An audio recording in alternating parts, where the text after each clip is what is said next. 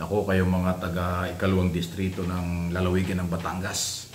Away yung inyo pong congressman na si Congresswoman Jinky Luistro ay nababanggit ang pangalan sa listahan ng mga pwedeng pagpilian bilang bagong Justice Secretary. Ayan, pabor ba kayo dyan o hindi? Kasi pag siya po ay halimbawa pinili ng Pangulo at nakumbinsing siya ang maghawak ng departamento, magre-resign po siya as congressman.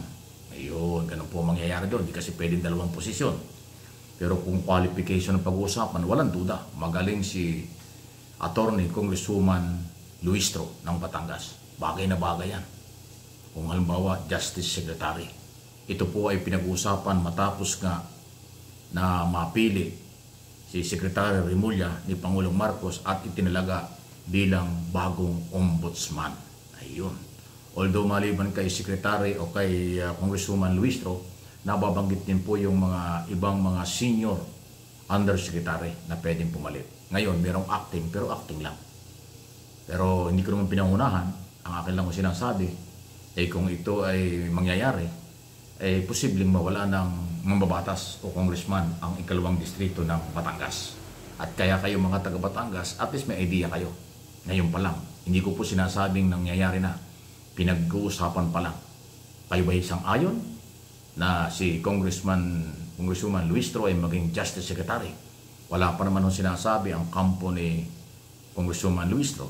Wala pa rin hong malinaw na pahayag ang Malacanang. Kaya lang mo sa lumalabas sa mga pangalan, shortlist na naman na pwedeng pagpilian, nababanggit na ang magaling na congresswoman ng ikalawang distrito ng lalawigan ng Batangas. Aba, sige. Ba kung sakasakali, pangalawang pagkakataon ito kasi yung dating sekretary ng DOJ noong panahon ni Gloria ay si Hernando Perez ng Batangas din. Tingnan natin, magagaling Batanggenyo. Diba? Sige, abangan natin ito. Samantala, naku, eto na, overpriced. Ayun, maraming overpriced talaga. Marami talagang overpriced. Maraming ghost project, maraming hong karakot, kalokohan. Actually, hindi lang ho yan sa Department of Public Works, Department of Agriculture, marami hong departamentong may ganyan. Diba? Yung una kong in-expose nga ay yung PCO Channel 4, PTV4. Kasi tumutuloy yung kisame, walang mga aircon. Yung mga empleyado dyan ay tumanda ng contractual, casual. Puro talagang kulang ho sa attention, kulang sa focus yung mga naghahawak dyan. Okay? At yung mga sasakyan hindi may biyahe kasi hindi nakarehistro. Saan ka nakakita ng government property? Sasakyan ng gobyerno hindi may biyahe kasi hindi nakarehistro. Nasaan ang pera niya? Yung mga allowance sa mga tao hindi na ibibigay. Ganyan, no? Talagang pag pinagsama-sama mo yung maraming kalokohan sa gobyerno, malulula tayo. Taon-taon ay trilyon ang pera ng pamahalaan. Araw-araw, oras-oras tayo, obligado tayo magbayad ng buwis, ano man ang ating ginagawa. Binibili, may buwis. Minom ka ng tubig, may buwis. Kumain ka, may buwis. Magdamit ka, may buwis. Lahat, gasolina, lahat may buwis. Pero yung serbisyo ng gobyerno, hindi natin masyadong ramdam. At ang lumalabas pa ngayon, ayan, dalawang nangyayari. Overpriced ng mga kontrata or ghost project. Ganyan silang kasama. Kaya dapat matigil na ito.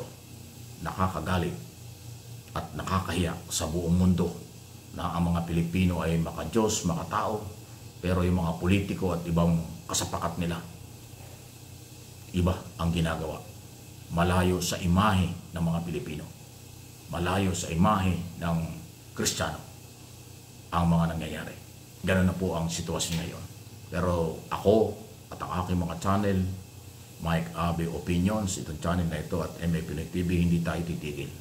Babantayan natin at babantayan, i-expose natin ang lahat ng mga mamalalaman natin. Nakita mo yung kalokohan dyan sa LTFRB, LTO, Bureau of Immigration, dyan sa airport, dyan sa customs, sa BIR, at iba pang ahensya ng pamahalaan. Kahit po dyan sa Food and Drug Administration, meron din ho dyan palakasan. Yung mga produkto, mga herbal, lahat ng produkto dyan dumadaan. May lagayan din dyan. Sa Department of Agrarian Reform, meron din. Department of Trade and Industry, dahil under niya yung mga construction company, meron din akong kalukuhan. Marami. Okay? At maging sa DILG, maging sa Department of Transportation, maging sa Philippine Port Authority, sa Marina, at kung ano pa mga opisina. Yan po ay hindi nawawala ng korupsyon. Hindi lang masyadong malaki, pero marami din dyan ay malalaki. Hindi lang na-expose, hindi napapag-usapan. Na-expose lang ho yung baha, yung flood control kasi binaha tayo. At maraming nasirang ari-arian. Pero marami ho dyan na hindi natin alam kung ano ang mga epekto. Pero tuloy-tuloy. Diyan sa customs, hindi naman ho nawawala ang korupsyon dyan. Araw-araw dyan, Pasko.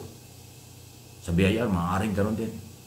Lahat ng ahensya ng gobyerno na merong perang dumadaloy, gumagalaw araw-araw, maging sa mga local government, mayor, city mayor, municipal mayor, sangguniang panlalawigan, or yung mga kapitolyo, hindi ho mawawala ang kalokohan dyan. Dahil pera-pera dyan sa treasurer's office, municipal treasurer, city treasurer, provincial treasurer, lahat yan pera. Tingnan nyo kung saan nakatira yung mga yan. Ang lalaki ng bahay, ang daming mga luxury car, puro bakasyon ang ginagawa ng pamilya, pero ang sweldo, 100,000, 200,000, 300,000 lang, pero million ng property. Saan galing yan? Kurakot, kalokohan. Kaya siguro maidugtong ko na rin.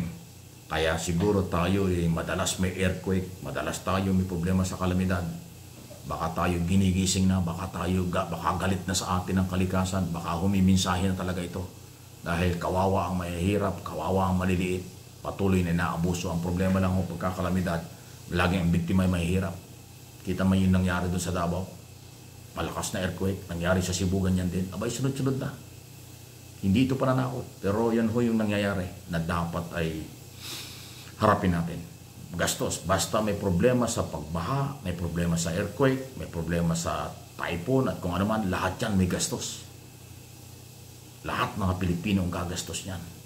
Lahat tayo ang gagastos yan. Ganyang pangkatindihan. Kung hindi pa gagamitin sa tama, kinukurakot pa ng iba, hindi paulit-ulit ang problema. Pero ganun pa man, huwag tayong mawala ng pag-asa.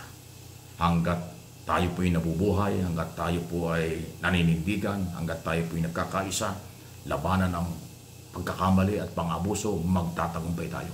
Hindi magtatagumpay ang masasamang elemento. Tandaan niyo yan. Kaya nga lagi sinasabi ko, may pag-asa pa. Kaya lang pag hindi kayo nagsalita at nanahimik kayo, binaliwala niya ito nangyaring ito, baka tuloy-tuloy tayong aabusuhin. Kaya ang pag-asa, ang nasa likod ng ating pag-asa, yun tayo'y manindigan. Tayo'y magsalita. Tayo'y huwag matakot sa mga nagsasamantala. Sila ang dapat matakot sa mga sa kanilang inaabuso.